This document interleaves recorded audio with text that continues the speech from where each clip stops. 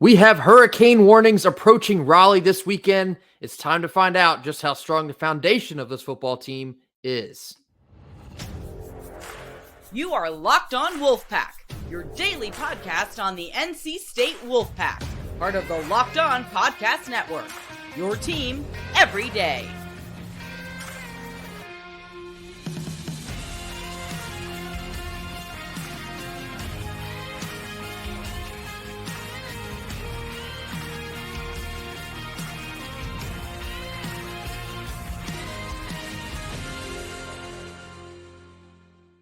What's up, Wolfpack Nation? Welcome back to another episode of Locked On Wolfpack, free and available wherever you get your podcasts and on YouTube, part of the Locked On Podcast Network, your team every day. Today's episode is brought to you by Gametime. Download the Gametime app, create an account, and use code LOCKEDONCollege for $20 off your first purchase. Happy Friday to all. As always, I'm Grayson Boone, joined by former Wolfpack defensive tackle Kenton Gibbs. We still have a lot to break down before this Miami team rolls into Raleigh for a weekend showdown, a Saturday night showdown, in a primetime slot at Carter-Finley. We will start here with Kenton's keys to the Miami matchup. Okay, so the first key is protect the ball, which will lead to protecting the brand. Ladies and gentlemen, it's simple. It's not complicated. It's simple. If you keep the ball away from Miami, if you keep the ball out of their hands, you will win this game. I see Miami as a team that is, for all the things that they are and for all of the ways in which they absolutely dominated the early non-conference schedule, I see them as a team with a lot of holes. And the quickest way to cover those up is to give them short fields or to get to the red zone and turn the ball over when you need to be coming away with points. So protect the ball, protect the brand, one or less turnover. Number two, Robert and I. You gave us a bar with be relevant when your number is called. Well, guess what? I'm calling on the Wolfpack to do the same thing. I'm calling on some of the Wolfpack to show up and show out when your number is called. Somebody other than KC, please, anybody, not named Concepcion or Morris, please give us 100 yards and a touchdown or 2 touchdowns. You know what I mean? Or more. If you want to do more than that, I ain't going to stop you. Don't get to 2 of them things and say that's enough. I need more. In the words of Michael Irvin, we want more. We need more. And last but not least, stop with the trick plays, Bert. Run the dang ball. Now, I know that I just quoted a little bit of a crooked miss to it, but that's neither here nor there. I'm joking. Don't sue us. We don't have the lawyers and we're not worth it. I promise. The juice won't be worth the squeeze here. But run the dang ball. That's at the end of the day, I am very, very, very much so a believer that if you keep this Miami offense on the sideline, and I don't think that they're an offense to be feared, but I think it's just best to keep them on the sideline. Let Tyler Van Dyke go cold and get restless, and he's going to get antsy. He's going to go for a deep shot when he's got somebody underneath that is wide open. But if they stay on the field and they keep getting more and more possessions to the point where he's starting to realize, wait a minute, this game's still close, and I can take that drop off, he will do that. And it will be a bad day for us. So we need to run the ball. We need to control the front. I mean, I know that this is a tough task against the Miami front that may be the best that we played all year, but something's got to give. Something's got to budge. We have to do something in terms of not letting teams just tee off on MJ Morris and Kevin Concepcion because they know, wherever 10 is, that's where the ball is going. We spoke a little bit about this yesterday with Alex Dono of Locked On Cane. The reason we were able to beat Clemson last week was basically because of 2 explosive plays and Peyton Wilson. Now, one of those explosive plays was a touchdown. The other one was the first one that led to a score because it set us up for a touchdown. We're going to need more of that if we're going to have a chance at beating Miami here. And it's going to take a lot more than just Kevin Concepcion. And of course, we say this every week, but we're faced with the same result every week in that he's been the only one to consistently show up. And so This game is a massive opportunity for a guy like a Julian Gray, a Terrell Timmons, a Keon Lassane, any of the 3 tight ends we have on the roster. I was just about to say tight ends. Tight ends. Michael Allen at the running back slot. Bradley Rosner, if we need a Rosner sighting in this game. Somebody else has got to step up in this game because you can only assume that Miami is going to be targeting nearly all of their efforts in stopping Kevin Concepcion. They know where the ball is going to be going. Absolutely. And so if they're able to stop it, who else can we rely on here? It's got to be someone in a big way. we have to be able to establish drives. And the explosive plays are great, but at some point, we're going to need to have a 7-play drive, an 8-play drive, maybe even a 10-play drive. We're going to have to be able to move the ball consistently to keep the pressure on Miami. You talk about Tyler Van Dyke and kind of the struggles he's had. We're going to touch here on the defense in just a second. You do have to keep him on the sideline. You do have to help your defense out as well. You want your defense to be fresh against a guy who's going to be able to sling it around the field all night. You've got to establish a drive and keep that momentum, and then ultimately finish that drive with some points. Now flipping over to the defensive side. Yeah, so the first key, here's the thing about Tyler Van Dyke that a lot of people don't realize. For all of the numbers that Tyler Van Dyke has put up, they've been mostly out of conference. If you look at what he has done in the 3 conference games that they played, which this is a stat that, it surprised me a little bit, but I mean, hey, it is what it is. I'm sorry, not in the 3 conference games that they played. In the 4 conference games that they played, Tyler Van Dyke has not had a single, and I mean this, a singular game, because he only played in 3 of those 4. He has not had a singular game without at least 2 interceptions. Not one. We need to not be the first team that he looks like, oh, he's got his stuff together. He's got his act together and is protecting the ball. No, we need to take it away too. Give me 2 of them things plus. I need it. Break out the turnover bone. Give me 2 plus turnovers on the day. Number 2, this Miami team has been surviving Tyler Van Dyke being blah, being, kind of mediocre, or even being out like he was against Clemson, because they have run the ball so well. I mean, there is no ifs, ands, or buts about it. There are multiple points at times that you can point at and say, hey, the only reason they won this game, or the only reason they were in this game, is because they were absolutely dominant up front in terms of running the football. For example, if you look at the Clemson game that they played there, that team rushed for 200 yards in that game. 211 to be exact, 211 yards on the day. I'm telling you right now, if we allow this team to average darn near 6 yards per carry, if we allow an 80-yard explosive run like we got from their version of Kevin Concepcion and Brashard Smith, we're going to run into some problems. We're going to run into some serious problems. So hold Miami under 125 rushing yards. That's going to be essential. And the last one, make Miami drive the field. We need to pin Miami deep and make them drive the entirety of the field. I mean, the reality is, I have a feeling that this won't be a track meet on turf. I got a feeling that this is going to be a game where field position is definitely going to factor in. If we can get 2 or more drives to them starting inside the 15, I think we'll be just fine. Last week against Clemson, I said you have to make Cade Klubnik beat you, because in all honesty, I don't think he can, as long as we don't beat ourselves. And this game, it feels like to a certain extent that Miami is like Clemson 2.0. And so I'm going to go with the same thing here. I think you have to make Tyler Van Dyke beat you. And that comes from, you have got to be able to effectively stop Miami's run game, because that puts all the pressure in the world on Tyler Van Dyke to win this game for them. And if you have Tyler Van Dyke throwing 45 to 50 times in this ball game, I like NC State's chances a lot, because like you mentioned, he has turned the ball over a lot in ACC play. Just 2 times against Virginia last week in a game where they almost blew it against the Cavaliers. And so Miami has looked kind of all over the map. And when you take out the run game, because they're going to need to establish a run game in order to open up the field for them to be effective against us, if you can hold their run game like we have under 125 yards, that puts so much pressure on Tyler Van Dyke to win this game for Miami. And at that point, I think it's advantage NC State. And something else I want to talk about here, the turnovers, like it has been all year, will be super imperative. If we win the turnover battle in this game, it will also be indicative likely of the outcome. It is pretty much as cut and dry as it gets. If you can turn Miami over without turning yourself over, you have a great chance to win this game at home. So, doing the little things, winning the little things, stopping Miami from doing those little things right, putting Tyler Van Dyke in obvious passing situations. And not only that, potentially getting a lead and making Tyler Van Dyke feel like he's got to press and force things.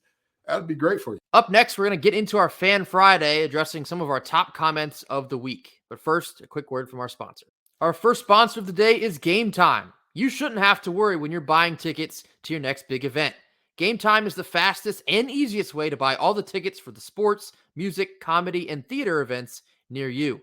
With killer last-minute deals, all-in prices, views from your seat, and their best price guarantee, Gametime takes the guesswork out of buying tickets. If you're still in the market for tickets this Saturday night, Miami at NC State, under the lights, primetime slot in Carter-Finley, get over to Gametime. You can see the view from your seat before you buy, so you know exactly what to expect when you arrive. You can buy all tickets in merely seconds with just a couple of taps. And with the Gametime guarantee, you'll always get the best price. If you find tickets in the same section and row for less, Gametime will credit you 110% of the difference. So take the guesswork out of buying tickets with Gametime. Download the Gametime app, create an account, and use code LOCKEDONCollege for $20 off your first purchase. Terms apply. And again, create an account and use redeem code LOCKEDONCollege, LOCKEDONCOLLEGE for $20 off. Download Gametime today. Last minute tickets, lowest price, guaranteed. Coming back at you on this Fan Friday, we will now get into some of our top comments of the week. First one here comes from Jonald1. In context of the football season, we've gotten to the point where everyone knows the issues and there's not really any way of changing them. We've got to hit the portal hard for offensive linemen, wide receiver, and a veteran quarterback. All three positions need valuable additions immediately, regardless of circumstances. Beating Clemson's always a good win. Yeah, so I believe I said this in our post-game stream after beating Clemson the other night, but at this point of the season, the issues that we've had are well documented, and it's just at the point of the year where you're just going to have to find ways to manage some of the things we've struggled with all year. Mm-hmm. There is no direct fix for, some of the offensive line struggles or some of the wide receiver struggles or maintaining a drive, XYZ. You just got to find creative ways to manage them from here on out. And to an extent, I thought we did a good job of that against Clemson. We saw more explosive plays than we had seen a couple weeks prior. And the defense, too, I thought the defense played an excellent game against Clemson. A lot of bend, don't break, but coming up with those big 2 turnovers ultimately made the difference. And, the point on the transfer portal here, yeah, certainly we'll need to do some shopping in the offseason. I think as the season goes on, it maybe sheds a little bit more light on the additions that will need some attention, but just going to have to continue to fight with what we got here these last 4 games. Yeah, absolutely. In the words of a poet and philosopher, Sada Baby, we can't make amends or smooth it out, so we just move about it. You know what I mean? That's just, we can't make amends or smooth out what's going on here with this offensive line, with the wide receiver situation. This is just who it is, right? Like, we're not proud of it. We're not happy about it, but you're right. It is what it is. Next comment comes from our guy, Andy. He says, if we don't beat ourselves, no one on our schedule should beat us. And I think this Clemson win is a perfect example of that. NC State did not beat themselves, and they were able to beat an opponent like Clemson. And sure, I know there's been a lot of talk about Clemson this week. You got Tyler from Spartanburg calling Dabo, lighting up his phone lines. And did I not tell you if NC State won that game, the turmoil you would see down there in the land of orange? But yeah, it's the perfect example. If NC State plays their game, they execute at a decent to high level, they don't turn the ball over, they don't beat themselves defensively in terms of allowing big chunk plays, you see what they're capable of. They're capable of beating a Clemson. They're very capable of beating Miami. It's just you're going to have to continue to play your game, and you can't afford to get out of that. No, I absolutely agree. I mean, this is just one of those things, in terms of, hey, if we don't beat ourselves, no one on the schedule can beat us. Absolutely. Absolutely. I find it very hard to believe that anybody – I will say this. Miami is the one team that I think talent-wise, man for man, big on big, if they play their best game, we play our best game, they win. However, I don't think I've seen Miami play a game where I'm like, oh, my God, like this is this team is insane all this year except for against Texas A&M. And what do I always say? You play your one best game of the year and your worst game of the year. And everything in between that is really who you are. I think that they played their best game of the year against the Aggies. And I think from here, like, we've seen who they are in conference play because, yeah, it's easy to shoehorn Temple, Bethune-Cookman, etc. But, I mean, when every other game looks like it's a fight for your life in terms of conference play, yeah, I do agree that, I'm hard pressed to believe that if we play our best, there is a ton of teams on this schedule who we would lose to if they also played their best game. Yeah, and conversely, I think NC State has already played their worst game of the year, and that was against Duke. I don't think we've played our best game of the year yet. So whether it's Saturday night or in these next couple of weeks, we have yet to see the ceiling of this team be hit. And so we certainly hope we see it this Saturday against Miami. Next one comes from Mr. Big Bad Wolf. They say one thing is worth mentioning is Dave is tying Earl Edwards' record and against a Dabo Swinney-led team. I've been a big critic of Dave, but to win at homecoming against Clemson is a feather in his cap. The offensive line has to show up and own the line of scrimmage against Miami. They do, and we win. Yes. Now, that's an extremely tall task for this Miami front, both offensively and defensively. Their guys in the trenches are pretty stout on both sides of the ball. But I do think it is about that cut and dry. If NC State can find a way to win the line of scrimmage, you will subsequently win this ball game. Absolutely. I 1,000% agree. This game is going to be about the line of scrimmage on both sides. Miami has a very good offensive line, and that's how they've done a lot of good things in terms of running the ball and whatnot and kind of taking over for Van Dyke, making some bad decisions from clean pockets. But the reality is if we can win up front, if Davin Van, CJ Clark, Cleveland, Savion Jackson, etc., can get home and make things happen, if our backers can get home and make things happen, this will be a really tough game for them. And of course, offensive line wise, if we can stop their defensive line, I have no doubt in this. That would be a no doubter for me. If Bain doesn't go off, if the other guys that they have over there, Leonard Taylor and company, don't go off, I have no doubt in my mind that NC State not only wins, but they could potentially roll in that case. And actually, last point here with Doerens tying Earl Edwards' record. So he's tied for all-time program wins at NC State. The one team in the ACC that Dave Doerens has not beaten yet is Miami. So that'd be quite a bit of poetic justice if he's able to knock off the Hurricanes Saturday evening. Last one here from Logan Jackson. He says, with all the love, fellas, please take some for the team and continue to pick against the pack. Need that mojo going forward. Well, we'll touch a little bit on it here, but we're also about to give our final thoughts and predictions. You might have heard them yesterday with Alex Dono in our Locked On Cross. You got to do what you got to do. And I think you're going to hear that from Kenton and I in just a second. But if it works, it works. It's only weird if it doesn't work. We got to do whatever we got to do to get this dub. And so we will certainly keep up the reverse psychology, Logan. We promise you that.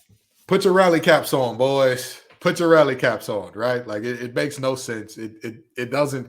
It's one of those things that's like, does that really check out? But you do it anyway. So we're going to keep picking against the pack. We're going to keep picking against them because we need the reverse psychology. We need them knowing, hey, Tony Gibson, people are saying that your hair is whack. How about that? You know, I'm just saying, hey, Coach Doerens, people are saying that you're too vanilla. And that when you turn the spice up, you turn it too far. You don't know moderation. How about that? Anai, they said that nobody relevant is showing up because you're not relevant. How about that? So, we're being mean to you guys now. Please win. Please. Whatever we got to do. Absolutely. We're going to round this thing out in just a moment after a quick word from our sponsors. Our second sponsor of the day is PrizePicks. PrizePicks is simply the most fun you can have this fantasy football season. But with basketball season now here, you can also pick combo projections across football and basketball from the Specials League, a league created specifically for combo projections that includes 2 or more players from different sports or leagues. So for example, LeBron James plus Travis Kelce at a 10.5 combo of 3-pointers made and receptions. If you want to play alongside some of PrizePicks' favorite players like rapper Meek Mill and comedian Andrew Scholes, you can now find community plays under the promos tab of the app to view entries from some of the biggest names in the PrizePicks community. PrizePicks even offers a reboot policy so your entries stay in play even if your players get injured. For football and basketball games, if you have a player who exits the game in the first half and does not return in the second, that player is rebooted. PrizePicks is the only daily fantasy sports platform with injury insurance. So go to prizepicks.com/lockedoncollege and use code LOCKEDONCollege for a first deposit match up to $100. Again, prizepicks.com/lockedoncollege and use code LOCKEDONCollege for a first deposit match up to $100. PrizePicks, daily fantasy sports made easy.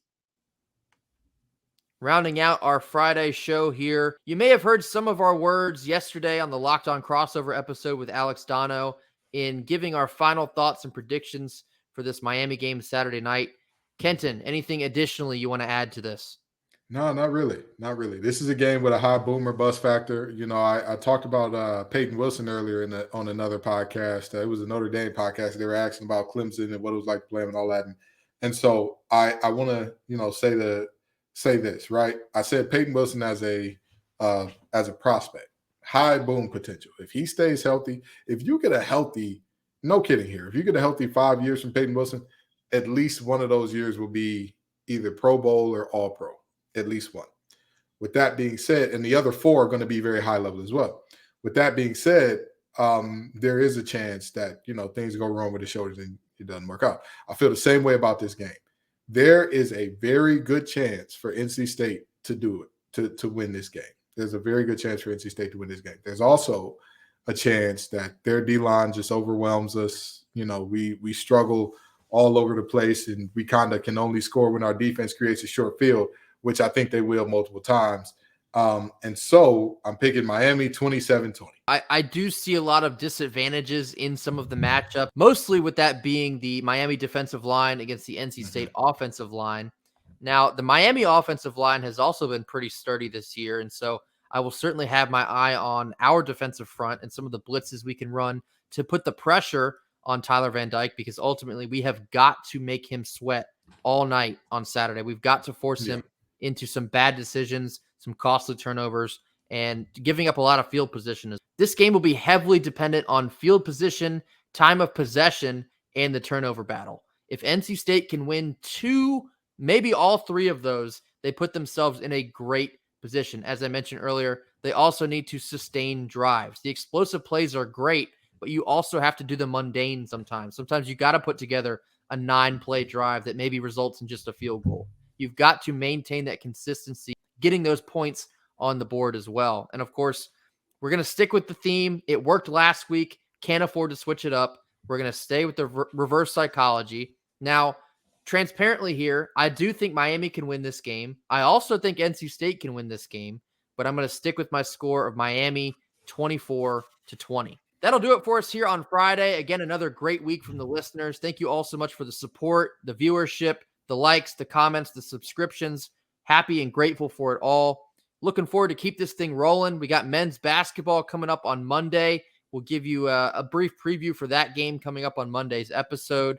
And of course, as always, we will have a live feed following this Miami game Saturday night. It will be another late one. We got the 8 p.m. time slot.